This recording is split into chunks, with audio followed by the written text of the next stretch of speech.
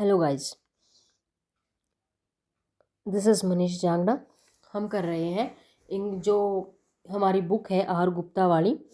तो आर गुप्ता वाली बुक के अंदर जो यूजीसी नेट के जो पीछे वाले प्रीवियस ईयर के पेपर दिए हुए हैं, जो सोल्ड एक्सप्लेनेशन दी हुई है, लेकिन फिर भी इनके ये जो बुक है इसके अंदर जो कंप्लीट अच्छे से उनको नहीं बताया गया है कि मतलब किस क्वेश्चन में किसने क्या कहा और ये क्वेश्चन कहाँ से आया। तो मैं वही आपको अच्छे से सोल्व करवाने की कोशिश कर रही हूँ। ठीक है, तो जैसा कि एक लेक्चर मैं पहले डाल चुकी हूँ, आपने नहीं देखा तो आप देख सकते हैं। उसमें मैंने 8 तक क्वेश्चन लिए थे। आज हम जो क्वेश्चन करेंगे वो 9 क्वेश्चन से स्टार्ट करेंगे।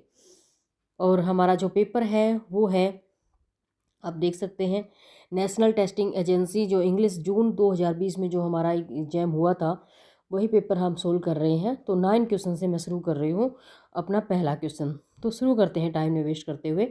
तो भी हमारा पहला क्वेश्चन क्या है, पोइट्री अकॉर्डिंग टू, पोइट्री के बारे में बात की है। According to Philip Sidney is of kinds, यानी कि पोइट्री फिर सिर्फ फिलिप सिडनी के अकॉर्डिंग पोइट्री की कितनी काइंड्स हैं, कितनी प्रकार की पोइट्री है।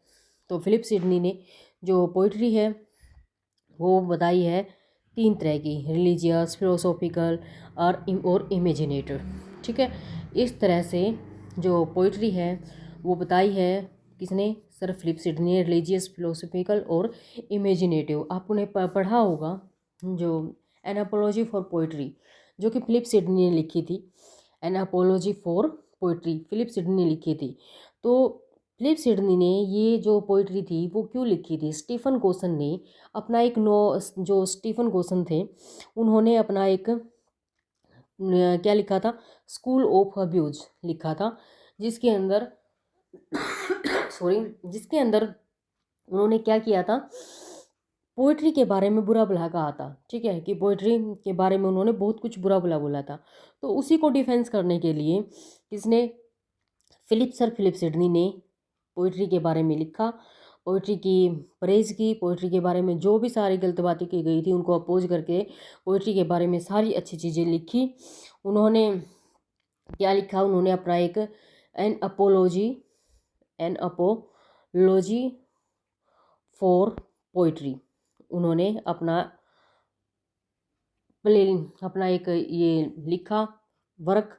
उसके अंदर इन्होंने उनको अपोज किया, किसको, स्टीफन गोसन को, ये जो उन्होंने स्कूल ऑफ अब्यूज में लिखा था। ये प्यूरिटन पोइट थे और फिलिप सिडनी एलिजाबेथन पोइट थे। ठीक है, तो ये सब था पोइट्री के बारे में। ठीक है, नेक्स्ट है N anxiety of influence, which of the following definition is given by Harold Bloom to explain the term Kleinaman। अब देखो, anxiety of influence ये एक टर्म थी, ये किसने दी थी, हैरोल्ड ब्लूम के द्वारा दी गई थी।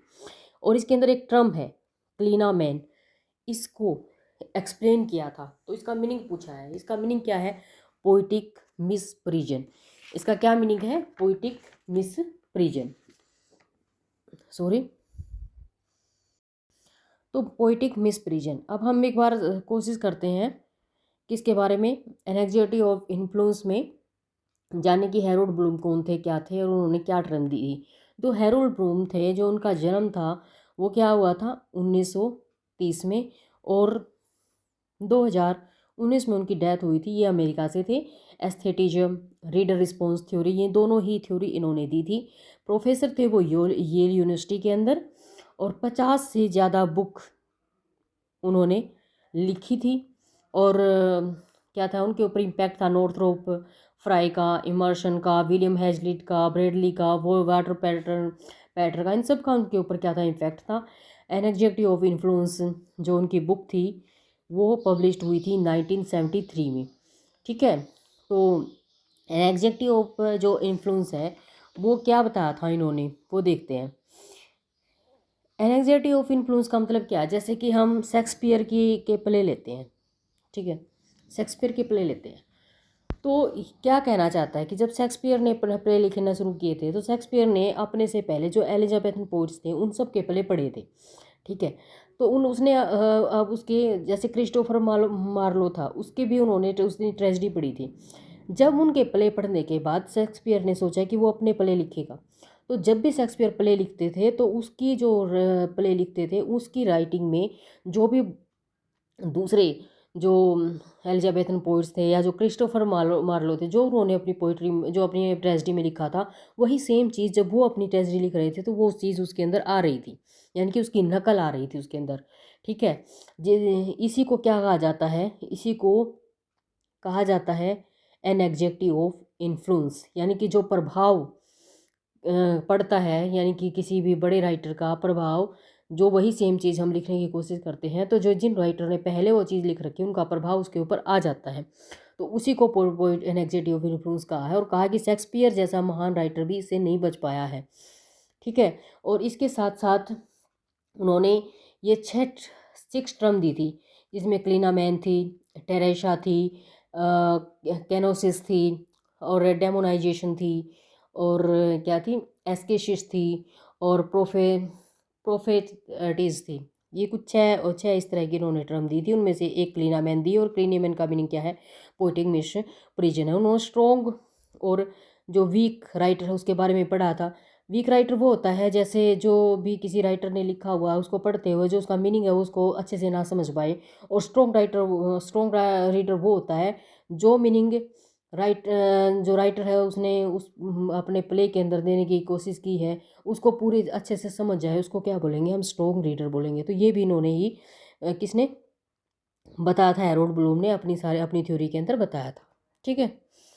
नेक्स्ट है भाई, Among the following is known as popular the term globalization। अब ग्लोकलाइजेशन टर्म के बारे में देखते हैं कि क्या है, किसने इस थ्योरी को दिया था, रॉबर्टसन ने। किसने दिया था, रॉबर्टसन ने दिया था, ठीक है। अब ये थ्योरी क्या थी, ये जो थ्योरी थी वो ये थी जैसे कि आप कोलगेट यूज़ करते हो, कोई भी, जैसे आप कोलगेट यूज़ करते हो, ठीक है, कोलगेट आप यूज़ कर रहे हो, कभी से आप यूज़ कर रहे हो, तो कोलगेट पहले इंटरनेशनल लेवल पर आई, धीरे धीरे फिर वो आम लेवल पर भी आ गई, यानी कि आम लोग भी उसको क्या करने लगे, यूज करने लगे। ऐसे ही जैसे कि कहीं पर भी कोई भी लोकल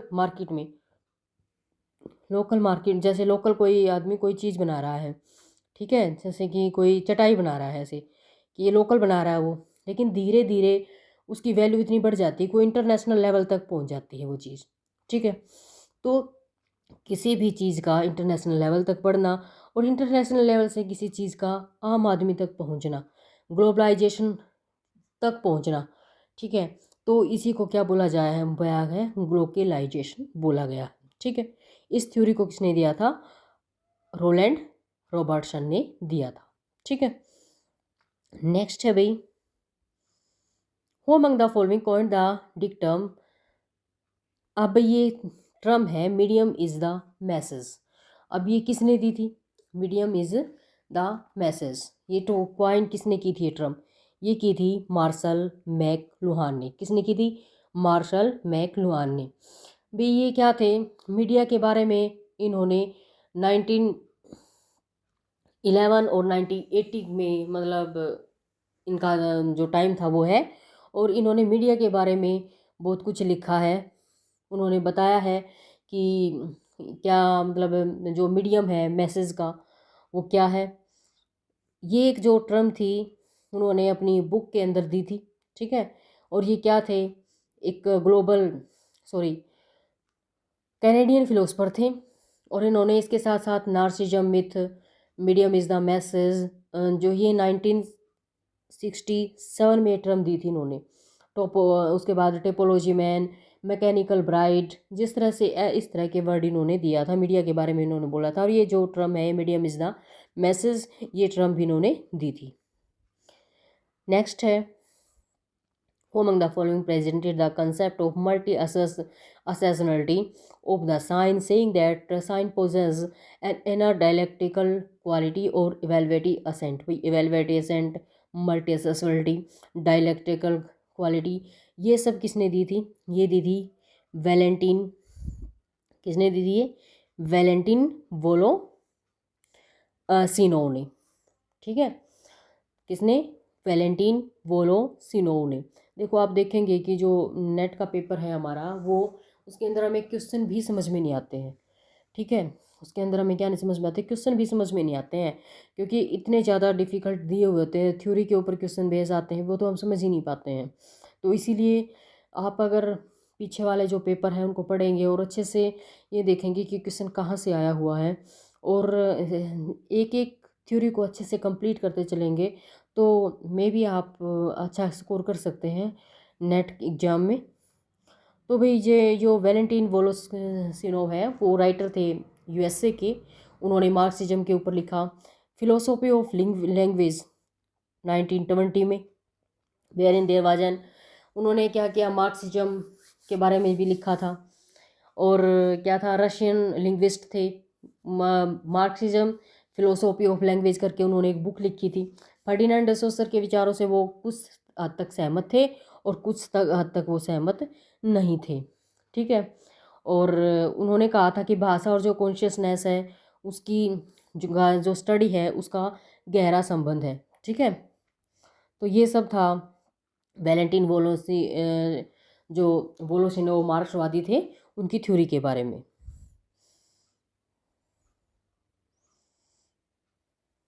उसके बाद है भाई, On December 11, 1823, Raja Ram Mohan Rai addressed a letter to the British authority which pleaded for a modern Western education is considered historically important for the introduction of English language in English education in India. Who was the letter addressed to? अब भाई 11 दिसंबर 1823 को राजा राम मोहन राय ने British authority को एक letter लिखा था। इसमें प्रार्थना की थी कि जो वेस्टर्न एजुकेशन है वो उसको मतलब वो इंट्रोड्यूस करे इंडिया के अंदर, जो इंडियन मतलब एजुकेशन को इंडिया के अंदर लेके आए। Who was the letter address to? तो ये लेटर उन्होंने किसको एड्रेस किया था? लॉर्ड एमहर्स्ट को उन्होंने ये लेटर क्या किया था? पोस्ट किया था। ठीक है, अब जो राजा राम मोहन राय ने ये जो लेटर लिखा था, वो उन्होंने क्या कहा था कि जो संस्कृत है, संस्कृत के विद्यालय पहले ही खुल चुके हैं और भी आगे संस्कृत के विद्यालय खुल रहे हैं इंडिया के अंदर, जो कि इंडिया के एजुकेशन सिस्टम को भ्रष्ट कर रहा है। उन्होंने ऐसा, वो खिलाफ थे जो पंडितों के द्वारा संस्कृत के वगैरह जो पढ़ाई जाती थी, उनको पता था कि टेक्निकल एजुकेशन इन चीज़ों से प्राप्त नहीं की जा सकती। इसीलिए उन्होंने लेटर लिखा था किसको? लॉर्ड एमहर्स्ट को। और उसी टाइम पर 1835 के अंदर जो क्या था, लॉर्ड मैकॉले, 1835 के अंदर लॉर्ड मैकॉले ने भी इनका जो एजुकेशन इंडिया में इंग्लिश एजुकेशन लाने में बहुत हेल्प की थी। हालांकि उनका कोई हमदर्दी नहीं थी इंडियन से, लेकिन वो ये समझते थे कि ये लोग गंवार हैं और इनको इनकी लैंग्वेज पढ़ाओ पहले, और उसके बाद इनको क्या पढ़ाओ, उसके बाद इनको इंग्लिश पढ़ाओ ताकि ये थोड़े सभ्य हो उसके। ठीक है, तो इस तरह से 1835 के अंदर इंग्लिश जो एजुकेशन थी वो इंडिया के अंदर मतलब उसने लॉर्ड मैकॉले ने इसका प्रचार किया। और इसी टाइम कलकत्ता मेडिकल कॉलेज भी किसके द्वारा? विलियम बेंटिंग के द्वारा क्या किया गया? शुरू किया गया। ठीक है,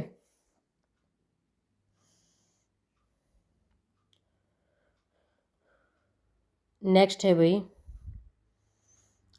in which administrator sought to make everything as English as possible in country which resemble England in nothing, as recorded by Sir Thomas Munro।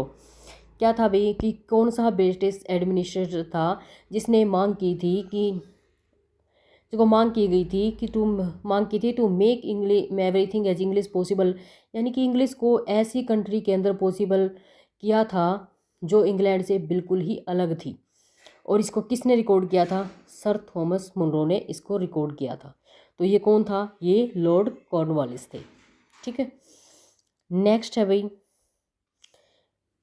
Who among the following was the first director of the central institute of English and foreign language Hyderabad EFL university, जो इसको पहले हैदराबाद बोलते थे लेकिन अब ये क्या हो गई है, ये EFL यूनिवर्सिटी हो गई है। तो भाई ये प्रोफेसर VK गोकेक थे, ठीक है।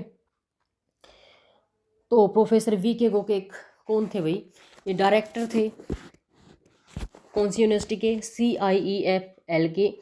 1960 में ही उनको क्या मिला था, उनको पद्मश्री का अवार्ड मिला था, ठीक है। और प्रोमिनेंट राइटर थे कनाडा लैंग्वेज के, इंग्लिश राइटर भी थे साथ में। और उनको ज्ञानपीठ अवार्ड दिया गया था 1990 के अंदर। उनको प्रेसिडेंट बनाया गया था, ये काफ़ी इंपॉर्टेंट क्वेश्चन है। साहित्य अकेडमी का उनको प्रेसिडेंट बनाया गया था 1983 और 1987 में, ठीक है। और उन्होंने एक समाराव साव जीवन जीवन करके एक नोवेल लिखा था, और जो कि बहुत ही इम्पोर्टेंट वर्क माना जाता है। कौन से साहित्य में लिखते थे वो, मतलब जो उन्होंने जो नोवेल लिखा था क्या था, समरसव जीवन। उनको कने जो क्या था, कनाडा जो लिटरेचर था, ठीक है, उसका क्या माना जाता है, उसको महत्वपूर्ण वर्क माना जाता है उसको।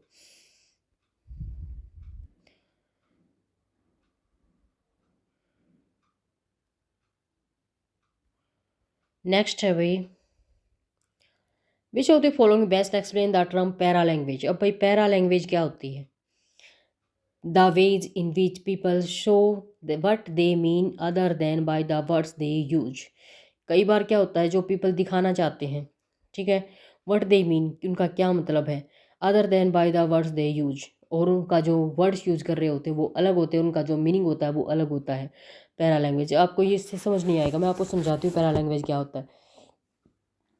जैसे कि आप बोल रहे हैं, ठीक है, आप बोलते हैं किसी को, आप ये कहते हो कि यहाँ से चले जाओ। आप किसी को क्या बोलते हो कि आप यहाँ से चले जाओ, एक आप सीधे से बोलते हो कि आप यहाँ से चले जाइए प्लीज़, और एक आप ये बोलते हैं यहाँ से चले जाओ। तो आपकी दोनों ही लैंग्वेज में डिफरेंस क्या है, दोनों का मीनिंग अलग हो, वर्डिंग तो एक ही है, वर्डिंग तो सेम है, ठीक है, वर्डिंग सेम है, लेकिन उनका जो मीनिंग है वो क्या है, अलग अलग है।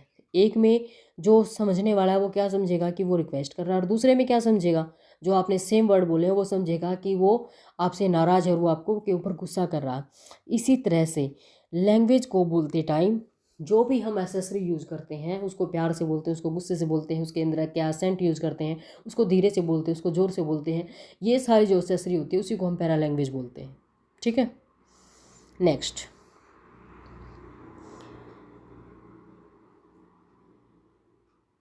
विच one of the following opposition are best evoked by Hamlet attains.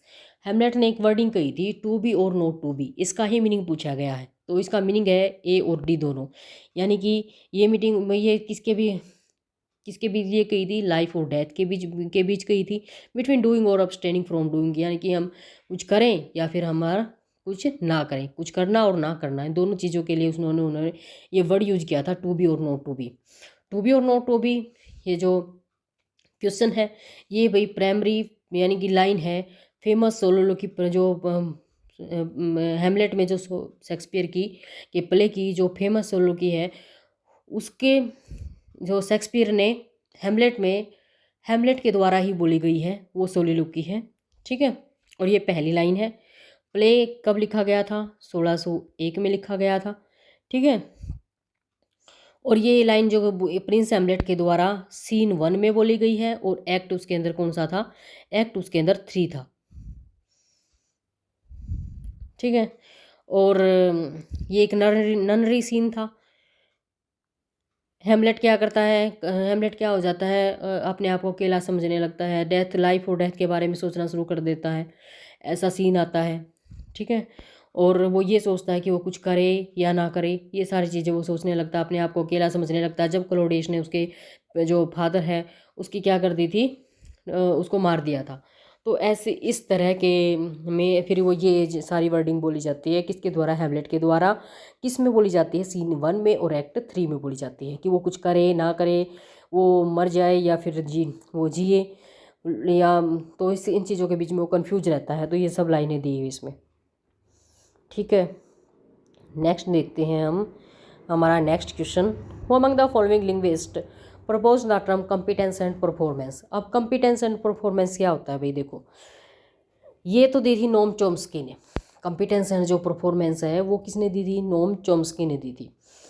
Noam Chomsky ने कॉम्पिटेंस और परफॉर्मेंस के बारे में क्या बताया है? कॉम्पिटेंस समझते हैं पहले हम, कॉम्पिटेंस क्या होता है। कॉम्पिटेंस का मतलब जैसे आप हिंदी बोलते हैं, आपकी लैंग्वेज क्या है? हिंदी है।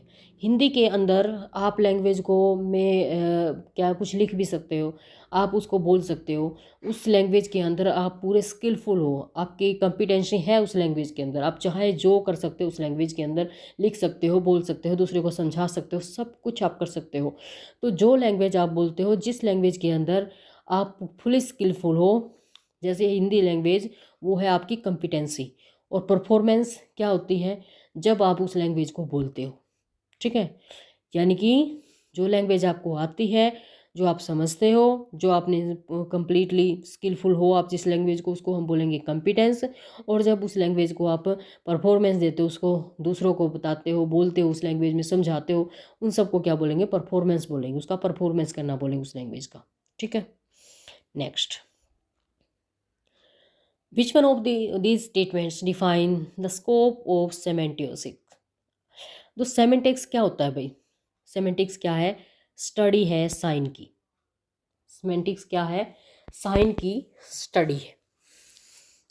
सेमेंटिक्स किसके द्वारा दी गया था भाई? ये टर्म किसके द्वारा दी गई थी? ये जो टर्म है सेमेंटिक्स, वो दी गई थी फर्डिनांड डी सोसर के द्वारा, ये टर्म दी गई थी, ठीक है। तो इसके अंदर उन्होंने टैक्स ओरिएंटेड अप्रोचेस थी, ठीक है, इंटरप्रिटेशन थी, और स्टडी ऑफ साइन, सिंबल, इनके बारे में बताया गया था। उन्होंने बताया था क्या होता है? साइन होता है, ठीक है। साइन बराबर सिग्निफायर। मैं छोटा छोटा लिख रही हूँ क्योंकि हाथ से इतना ज़्यादा अच्छे से नहीं लिखा नहीं जाता। और उसके बाद था सिग्निफाइड। ये तीनों उन्होंने बताया था। अब मैं आपको थोड़ा समझाने की कोशिश करती हूँ कि साइन क्या होता है। देखो, जैसे कि एक एप्पल है, ठीक है, जैसे कि एक एप्पल है, आपने एप्पल को देखा, आपने पहले एप्पल को देखा, ये क्या है? साइन है, ठीक है, कि ये एप्पल है। उसके बाद एप्पल को देखकर आपके दिमाग के अंदर एक इमेज आती है, इमेज आती है कि एप्पल कैसी होती है, ठीक है।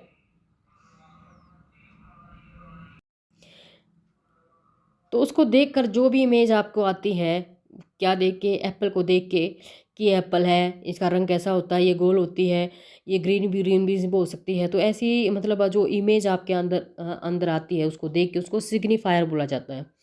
और सिग्निफाइड किसको बोलेंगे? जब एप्पल को देख के आपके अंदर कुछ ऐसे मीनिंग आएंगे, एब्स्ट्रैक्ट मीनिंग आएंगे, जैसे कि एप्पल को खाना हमारे लिए हेल्दी होता है, एप्पल हमारी सेहत के लिए बहुत अच्छा होता है, एप्पल एक फ्रूट है। ये सारी चीज़ें जब आपके अंदर आएंगी तो उसको हम क्या बोलेंगे? सिग्निफाइड बोलेंगे। तो ये तीनों ही टर्म किसके द्वारा दी गई थी? फर्डिनेंड डे सोसर के द्वारा दी गई। आगे जाके उन्होंने टर्म दी थी इंडेक्स, आइकॉन और सिंबल, ठीक है। तो ये सब था सेमेंटिक स्टडी के बारे में। जो मैंने आपको 20 क्वेश्चन 10 क्वेश्चन करवाए हैं, ठीक है। 10 क्या 11 ही क्वेश्चन हो गए हैं क्योंकि 9 से हमने शुरू किए थे, ठीक है। तो नेक्स्ट पेज की क्वेश्चन मैं नेक्स्ट लेक्चर में लेके आऊँगी। तो मैं कोशिश कर रही हूँ कि आपको जो भी पीछे वाले क्वेश्चन आए हुए हैं, जो भी थ्योरी आई हुई है, उनको मैं अच्छे से आपको समझा सकूँ। और फिर भी अगर आपको समझ नहीं आता है, मैं कुछ गलती कर रही हूँ, तो आप कमेंट बॉक्स में लिख सकते हैं। आपके सजेशन अगर मानने लायक होंगे तो मैं आपको उनको ज़रूर मानूंगी और अपने नेक्स्ट लेक्चर में इम्प्रूव करने की कोशिश करूँगी। Thanks for watching and like share and subscribe my channel.